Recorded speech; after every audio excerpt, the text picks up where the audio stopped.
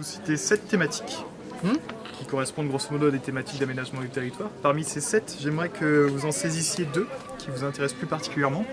Vous me dites de quelle façon aujourd'hui vous pensez qu'elle se développe sur le territoire, et comment vous aimeriez la voir évoluer dans le futur. Donc les 7 thématiques, je vous l'ai dit une fois et je peux vous les répéter à l'envie.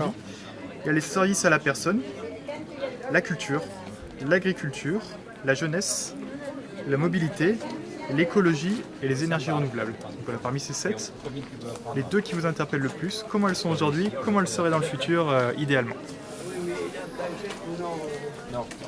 Alors, l'agriculture, évidemment. Enfin, pour moi, c'est évident, bien sûr. Donc, l'agriculture, comment je la vois évoluer? J'aimerais justement qu'on arrive à travailler différemment. J'ai entendu il y a une semaine, il me semble, sur France Inter, une émission qui était consacrée justement à la culture de petite surface.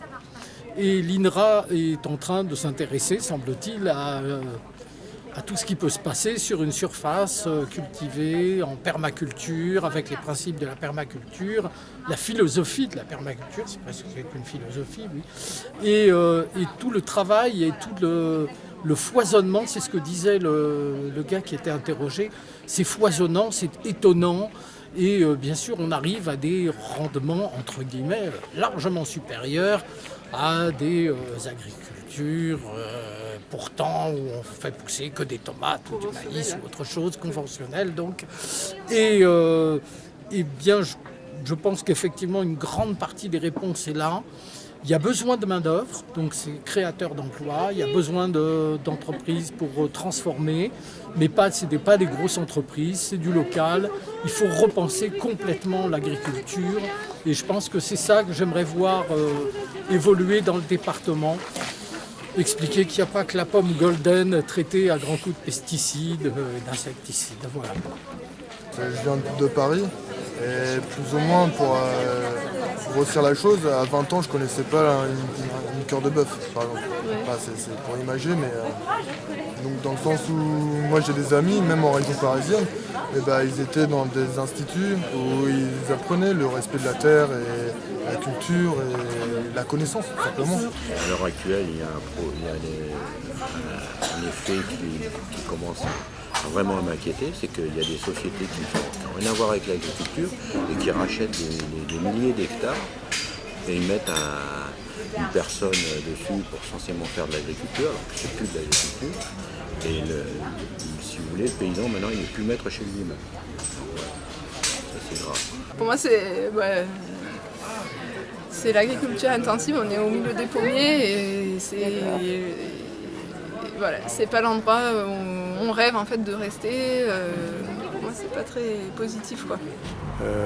L'agriculture pour moi c'est quelque chose que je porte d'origine je dirais et c'est un des socles avec la nature, l'écologie de mes engagements.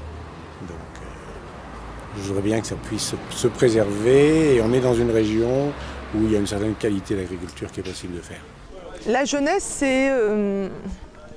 c'est ce qui nous portera demain. Donc si il y a des activités faites, non uniquement des activités de consommation, mais des activités d'entraide, de groupe, de construction ensemble, c'est ce que j'aimerais voir aujourd'hui. C'est quand même malheureux qu'un grand nombre de jeunes qui font plus ou moins des études commencent leur vie professionnelle par des galères, des stages, des emplois précaires, voire pas d'emploi du tout. Et voilà. Pour moi, c'est quand même un drame de la société. Il y a un vrai travail d'accompagnement, laisser les jeunes aussi s'interroger, se poser des questions et essayer de les accompagner dans leurs réflexions. Je pense qu'ils sont en quête de sens et qu'on se doit d'être des témoins de possibles, de choses qui se réalisent en fonction de notre expérience.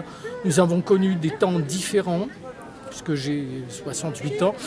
Et on connaît des temps, enfin vraiment une évolution, mais qui n'est pas une évolution ni favorable au bonheur de l'homme, et bien sûr avec tout ce que ça peut comporter sur le plan économique, sur le plan humain, sur le plan des valeurs.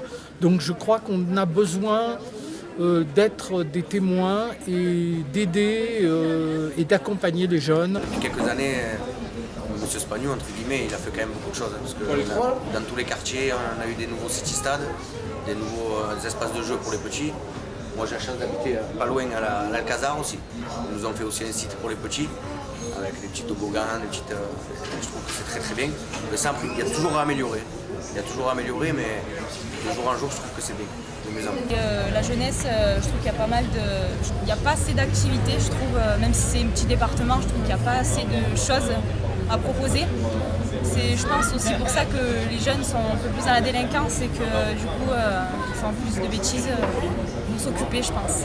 Ici, il y a une jeunesse qui est en or, il y a des jeunes, c'est fou, pour un petit village, pour une petite ville, je dirais. La jeunesse qu'il y a, et il n'y a absolument rien pour eux.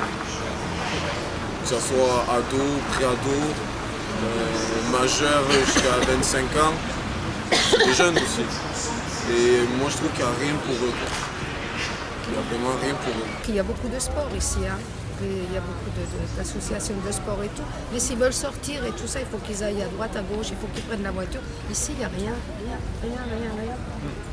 Alors pour moi, ça serait ça. Pour les jeunes, déjà, parce que bon, nous, on a bientôt fini notre vie. Hein.